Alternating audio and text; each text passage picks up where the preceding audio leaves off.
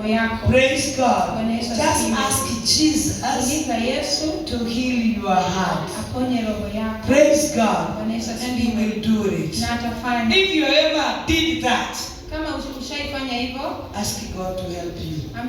We are going to look at the man who has never known God, but this time he will know God, and he will respect the word of God.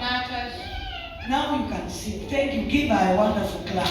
Naanza kuangalia Mungu baada ya muujiza wake kuja na baada ya roho yake kuweza kutambua nina Mungu anayeweza. Bwana asifiwe.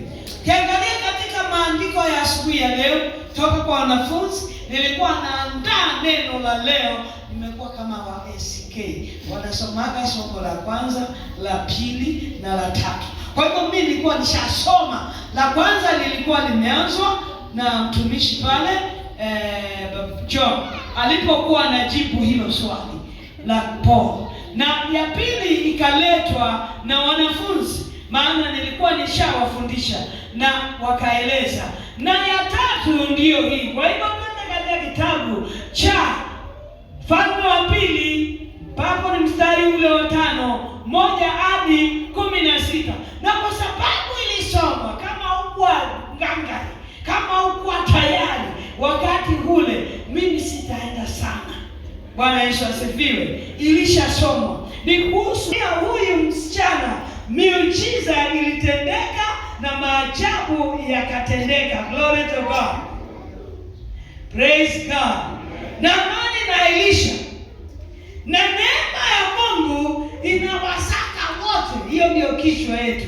The grace of God for all believers and unbelievers. That is our title of today. The grace of God is for all. Amen. Wanaoamini na wasioamini. Neno la Bwana tulipolisoma katika Biblia hiyo ya Wafalme wa Pili, wakati watoto hawa walikuwa wanaendeleza. The Bible tells us that he was a commander. Okay? Captain of the whole. Kwa naye ni kijakazi, slave. Yes. Aliyechukuliwa Israel, akapelekwa huko, akawa anatumikia nyumba ya Naamani, ya mke wa Naamani, yani house help tunawaita hivi hapa.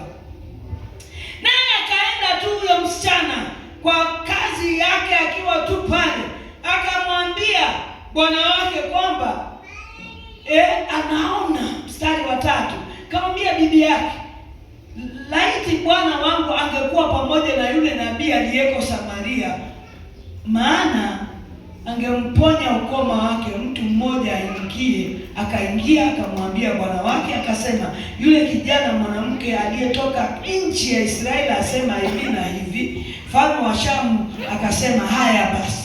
Kale kasichana kalikuwa ni katumwa. Many of us despise people who have no respect. Wengi wanadharau watu wasio na maana. Hata kijakazi kwa nyumba yako, ama mtu ambaye unaona anafanya kazi, unaanza kumdharau, ukampa madharau ya hali ya juu. Ndio nimetangulia na kulinda moyo wako kuliko vitu vyote ulindavyo. What comes out of your heart must be laid on a weighing scale. Hakikisha imepita katika mizani ya kipimo. Uache madharau.